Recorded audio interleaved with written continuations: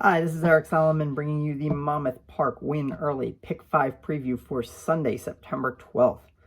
Put together a $48 ticket to start the last card of the week down at Oceanport, New Jersey.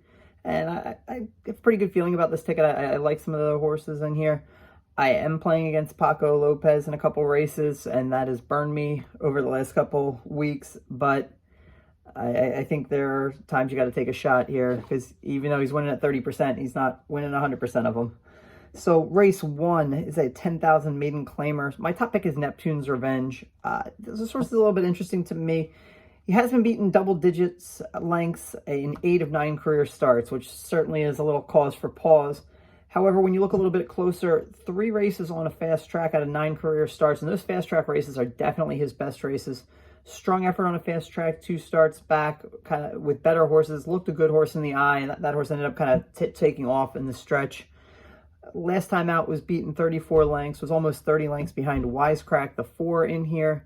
But on a sloppy track, his races in mud and slop just aren't that good. I think Neptune's Revenge can turn the tables today and make up all that ground, because I think Wisecrack the 4 is going to regress a little bit. That's a big figure. Hasn't really been anywhere near that number. 2 biggest figures are on wet tracks for this horse. I do think the horse is going to regress, but has races that are good enough to be a factor at this sort of level. Wayne Potts just has been really good with where he's been spotting his horses. Leading trainer, had some more wins yesterday. He also has Call Home in here, and that's where Paco Lopez winds up. This is the Saratoga shipper dropping in class. Another one that's live. I'm going to put that one on the ticket here. I'm going to play against Paco in race 2. I'm going to single here, Trapped in My Mind. This is a horse that was claimed last out at this 7.5 down to 6.5 level. Gets a trainer upgrade to Ronald Abrams, jockey upgrade to Farron Peterson. But what I really like here, I think you're going to get a little bit of value here because this is a kind of a hidden class drop in the form line for this horse. This is a non-winners of 2 lifetime race. You see he's been running in the multi-condition claimers there. Last time out was actually with 9 winners of 3 lifetime in that multi-conditioner claiming race. Facing Me, Cleopatra, and I, who has been ripped off 3 wins in a row in the last couple. Hidden class drop here, drops into just straight non-winners of 2 lifetime, gets a softer field. I'm going to single this horse in this race as there's not a lot of other options here. Race 3, this maiden claimer on the turf, this is a absolute head scratcher to me. I hit the all button in this race. The 4 horses that have more than 1 start on turf, the 2 Spiritual King, it's the 4 Two-Step and Kluge, 5 Artie's Lit, and the 6 Shaldag. They're pretty close. There's not a lot separating those 4 horses. You've got 2 first-time starters, Unique Path and Desert Cowboy, both from Chad Brown, but these are horses that they paid significantly more money for than the $40,000 that they're starting for that tag here. So that's never a good sign to me. Maybe they'll run a bit because, again, those horses with experience haven't really shown a ton to give you confidence in taking them on top. The 1 is also interesting. Best Time, Steve Asmussen. This is a full brother to a horse named Courvoisier, who ran here when it was a Trouble Trip 3rd in a 2-year-old maiden special weight here on Monday. That horse they paid $590,000 for. This horse is a private purchase. This is a full brother to that horse, Tappet, sired by Tappet. The dam is Take Charge Brandy, the 2014 juvenile filly champion. That horse had a great run in November, winning the Breeders' Cup Juvenile Fillies, the Delta Princess, and then the Starlet at Los Al. And then kind of fell off a little bit, but she certainly was really good when it mattered as a 2-year-old. So this horse has 3 dirt starts here, and showing improvement, was entered in a maiden special weight over at Kentucky Downs, drew post 16, did not draw into that over the weekend. But then to go to maiden 40 here is a concern. So I would prefer to see this one on a maiden special weight, even if they try the turf with this one.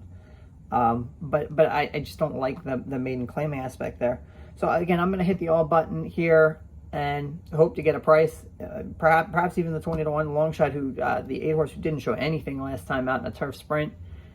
Stranger things have happened, certainly. So hoping to get a price there and move on.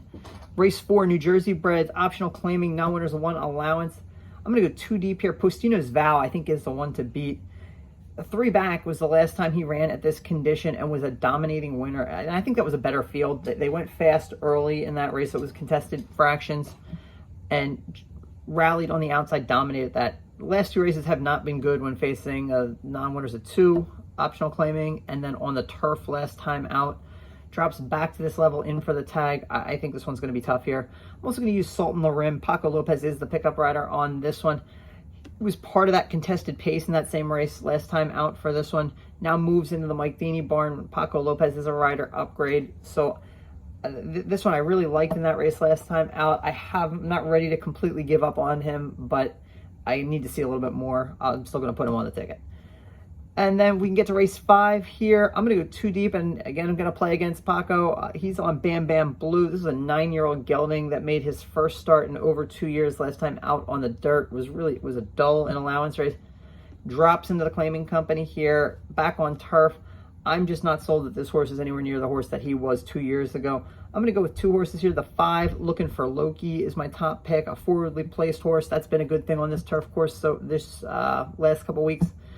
Saratoga Invader, really all of his turf sprints are pretty good, and the one race that wasn't was in the William Walker Stakes at Churchill, and definitely had an excuse when he hit the rail that day. Orlando Noda claimed this one 2 back, and I think this horse is going to run a solid race here. Also looking at the 6, By the Seashore, Mike Trombetta trains this one, closing sprinter, getting back on the turf after a pair of off the turf races. Trombetta had a horse that was overlooked and paid a decent amount of money last week on the grass. Certainly could do it again here. So that's how I'm spending $48 at Monmouth Park on Sunday. Definitely a great place to be. Bet on some of the football at the sports book. Watch some real good live racing there. Some good races later in the card. A couple nice turf races later on as well.